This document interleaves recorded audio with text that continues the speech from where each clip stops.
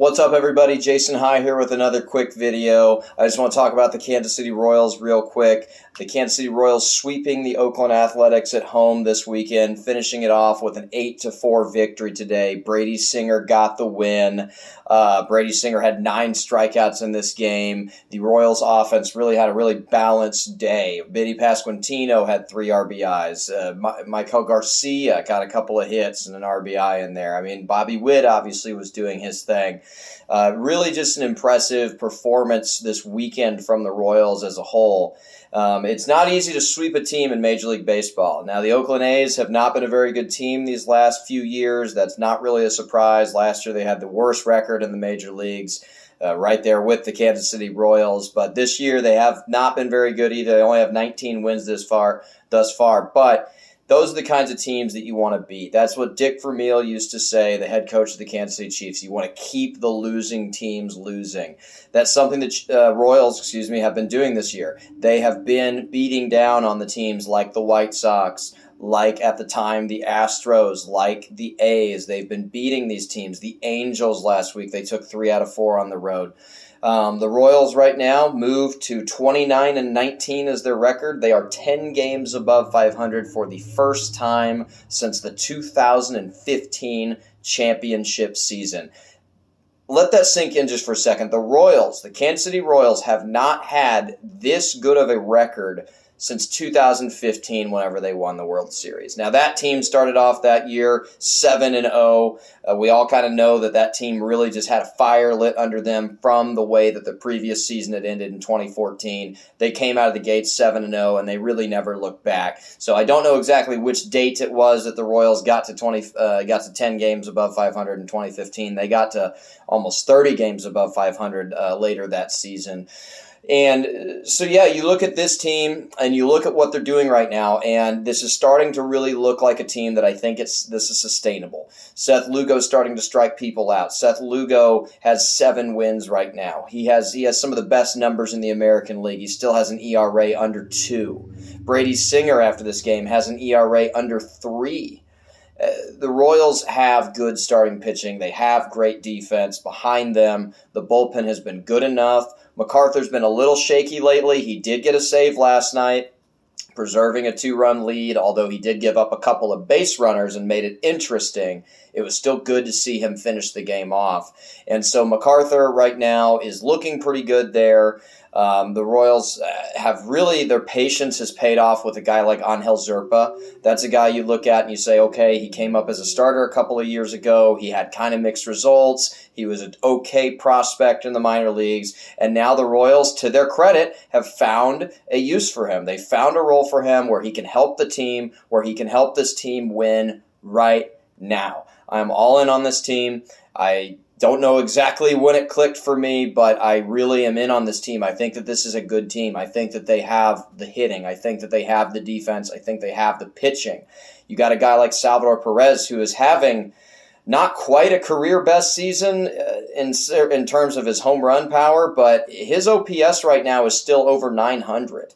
And that's pretty significant considering that we're about 25% of the way through the season, and Salvador Perez is 34 years old. And his defensive metrics are better than they've ever been. I talked about that a few weeks ago with his pitch framing metrics have really improved. I think that the work he put in this offseason, I think, really tells you Salvador Perez wants to be a Hall of Fame player. That's what he wants to do.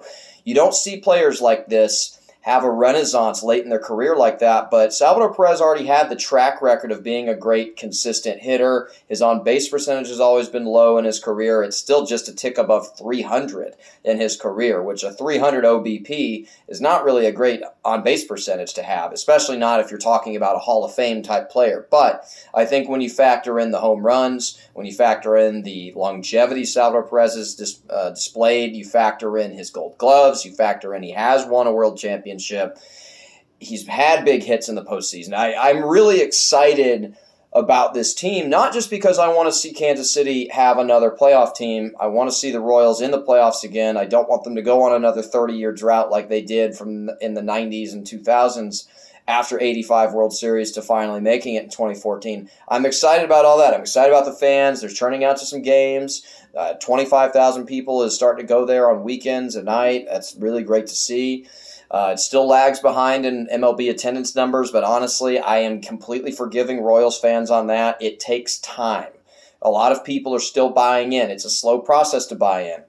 But once Royals fans have bought in, they are bought in. So I'm not worried about the fans. I think that stadium is going to be full by July if this team is still 10 games above 500 and winning like this.